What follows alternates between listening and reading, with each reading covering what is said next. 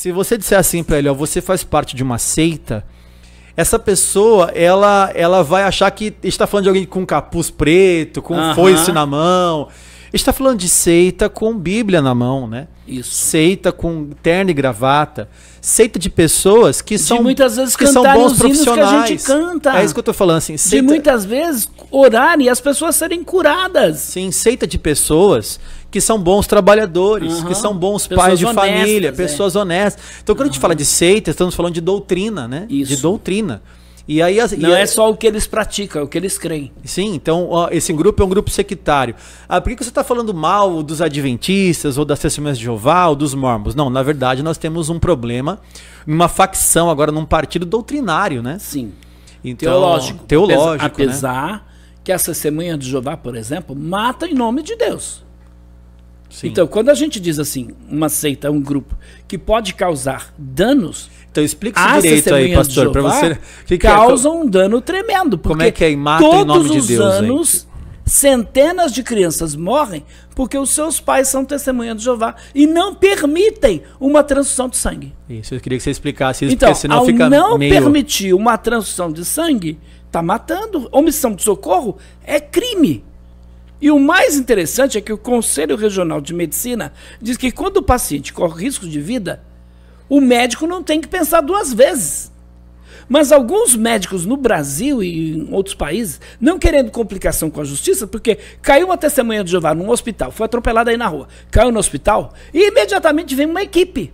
Vem advogado, vem médico testemunha de Jeová, vem um monte de gente, dizendo, se aplicar sangue, vão processar o hospital, vão processar os enfermeiros, vão processar os médicos.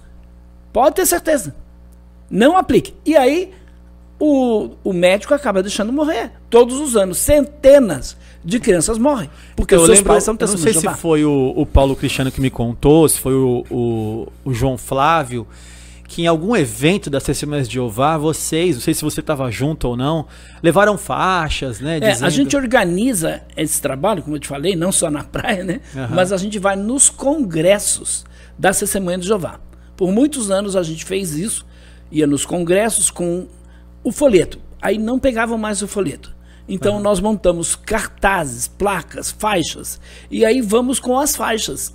A gente teve, por exemplo, um ano em que foi no Morumbi, eles lotaram o Morumbi. Lotaram o Morumbi. Aí nós estávamos lá fora, eles chamaram a polícia. Só que o que a gente fazia? Eu ia no secretário da Segurança Pública do Estado de São Paulo, pedir uma autorização que nós íamos fazer um protesto contra um grupo que estava matando crianças, por exemplo. E falávamos sobre essas crianças que morrem por causa da transfusão de sangue que não lhe é permitida. Então, eu lembro que essas faixas tinham o nome das crianças, das pessoas, quem dará conta do fulano de tal, que morreu porque faltou transfusão de sangue. Isso, né? Fizemos isso por muitos anos, nos estádios. E aí eles, então, agora não usam mais as reuniões nos estádios. Então eles compraram os salões de assembleia e aí não tem como entrar lá dentro. Então eles têm a sede em Cesariolândia, né? Isso, Tatuí, fica aqui muito próximo, onde está também a sede dos adventistas do sétimo dia. Então a seita, ela é caracterizada pela negação de quem é Jesus, da obra de Jesus, da Bíblia como única regra de fé e prática, da doutrina, por exemplo, da justificação pela fé. Normalmente a seita ela vai deturpar aquilo que caracteriza o cristianismo. Então a gente não está falando aqui de coisas denominacionais, não estamos falando aqui de pré-milenismo, pós-milenismo, não, estamos falando de doutrinas centrais, não são da coisas secundárias, essência do evangelho. Não.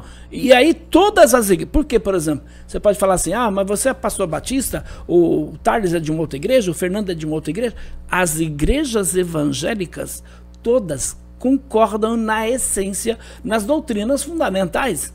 Então as divergências que estão aí nas denominações, elas são secundárias. Então, se o camarada é calvinista, arminiano, isso não influencia na salvação. Agora, se ela nega o Jesus da Bíblia, aí com toda certeza ele vai ter muitos problemas. Quem negar Jesus, ele vai negar. Olha o que o apóstolo Paulo, ele vai dizer aos irmãos ali na cidade de Corinto. Então, o apóstolo Paulo escreveu para os irmãos na cidade de Corinto. E ele vai dizer para os irmãos na sua segunda carta, no capítulo de número, vamos ver se é o 11, se eu não me engano é o 11. É 11:1. Quisera eu me suportasses... 2 Coríntios 11:1, ela vai colocar aqui na tela pra gente. Quisera eu me suportasses um pouco mais na revista minha corrigida, loucura. Pri.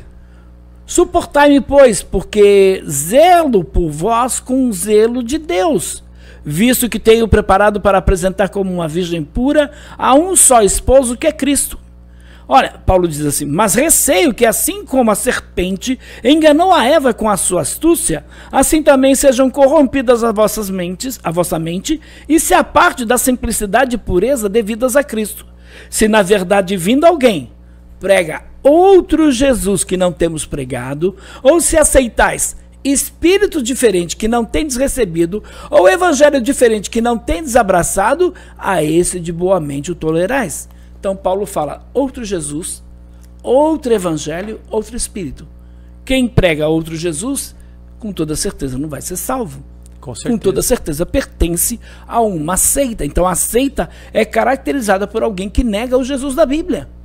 É caracterizada por alguém que está recebendo outro espírito, não é o Espírito Santo de Deus. Que está pregando outro evangelho, está pregando o evangelho, está falando de Jesus, mas é outro Jesus.